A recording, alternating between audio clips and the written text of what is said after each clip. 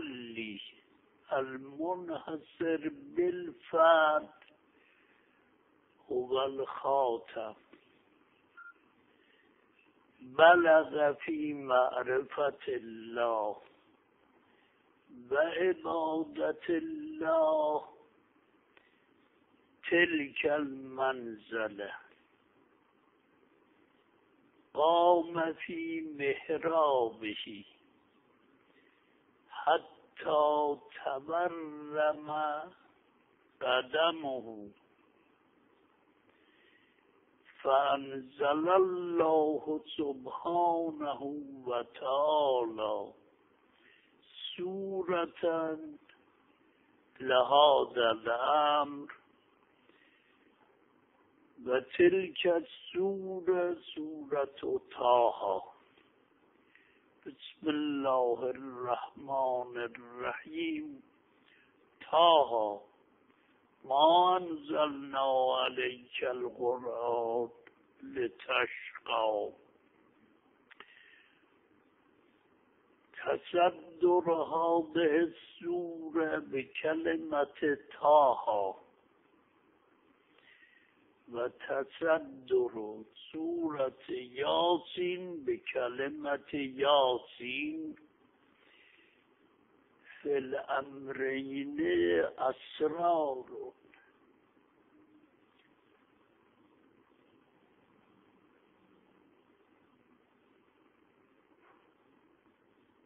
سلام على آل طه و یاسین. طه اسم الرسول، یاسین اسمه، و لهما خواص و اسرار و فیهما دقائق و لطائف و حقائق لیس مثل هذه الاوقات مجالا للبحث عن تلك الامور. طه ما انزلنا عليك القرآن لتشقى. فهذا الأمر ينبئ عن عدمة الأمر، يعني لم يبلغ موسى بن عمران، لم يبلغ عيسى بن مريم، لم يبلغ إبراهيم الخليل إلى هذا المقام. اجتماع المعرفة والعبادة في النفس القدسية حتى قام في المحراب حتى تورم القدم. والأمر المهيئ للعقول أنه لهذا الفرد لا ثاني أبدا إلا الصديقة الطاهرة، قامت في محرابها حتى تورمت قدماها. كيف يمكن بيان مقام تلك الشخصية؟ إن الرسول الذي قال الله في كتابه سبحان الذي أسرى بعبده ليلا من المسجد الحرام إلى المسجد الأقصى سبح نفسه لإسراء الرسول الأعظم. فالنبي الخاتم سبح نفسه.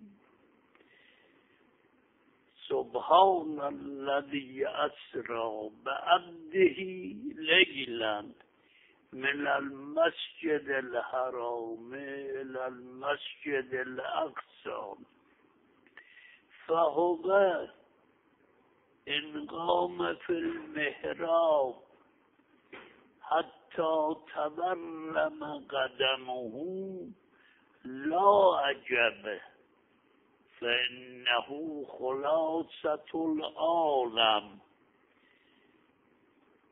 ومن عنده جميع حروف اسم الأعظم إلا حرفا واحدا مرتبة الخاتم هي هذه ولكن العجب كل العجب أن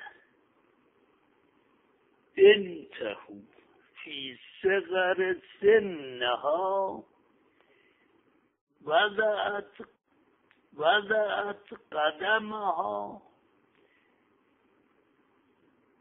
في مقام وضع الخاتم قدمه فهذا يكفي لكل حكيم ولكل فقيه أن يدرك معنى كلام الإمام. قال صادق عليه السلام إنما سميت فاطمة لأن الخلق فتموا عن معرفتها. الخلق كلمة من مصادقه جبرائيل من مصادقه ميكائيل إسرافيل.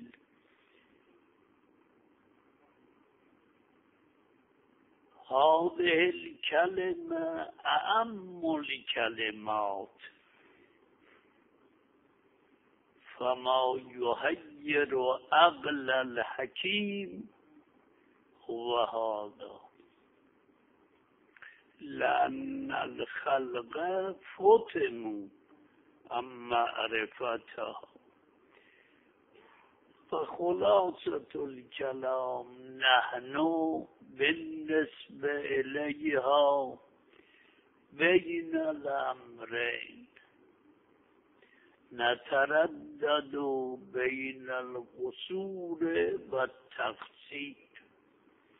أما القصور فهو هذا لا بد لكم بما أنكم من أهل العلم والتعمق في المسائل العلمية بعد سير في مراحل الفقه والأصول وإعمال النظر في القواعد الدقيقة أن تدقق النظر في الكتاب والسنة فإن العمدة الدراية لا الرواية. فقه الحديث ودرك إشاراته ولطائفه لا بد أن تعرفوا بكل من هو تحت تربيتكم وتعليمكم عظمة الأمر